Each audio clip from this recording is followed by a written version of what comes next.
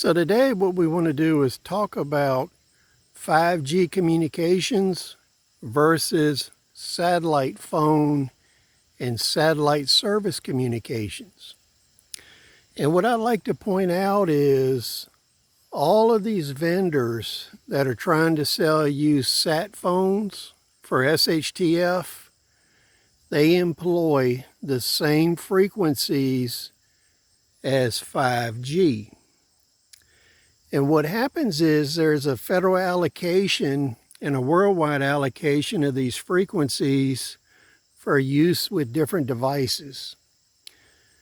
So I made a little list that I'll show you in a minute. And what we have is the various 5G frequencies, and there's 3 frequency ranges for 5G. Now, for satellite services, including things like Starlink, any of the satellite services you may use, satellite services to ships, ground stations, and especially satellite phones, they share the same frequency ranges. So I find it highly interesting that all these people that sell you satellite phones in the SHTF community, and at the same time they tell you that 5G is going to kill you, harm you, and do all kinds of things, yet they are happy to sell you a satellite phone using the same frequency ranges, but they don't share with you that information. So let's go ahead and look at the frequencies. So here on a piece of paper at the very top, what we have is 5G frequency ranges. And you'll notice it goes from a low of the 3 kilohertz range up to 300 gigahertz. And what happened way back when is there was so much cell phone traffic, what the FCC did is actually took a lot of satellite frequencies and gave them to cell phone providers. So when we take a close look at this, we'll find that the low band that 5G works on, and it has very limited data streaming on that, is the 600 megahertz to 1 gigahertz range. And depending on who you talk to, they'll extend that to 2.3 gigahertz. The important thing about the low band is the fact that the pre-existing 3G and 4G utilize those frequencies. So 5G piggybacks on it.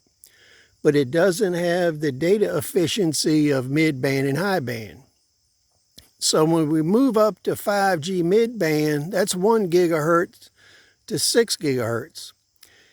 And the C-band that everybody talks about sits in there from 3.7 to 3.98. Now, this band gives very high data transmission rates. That's why it's liked for 5G.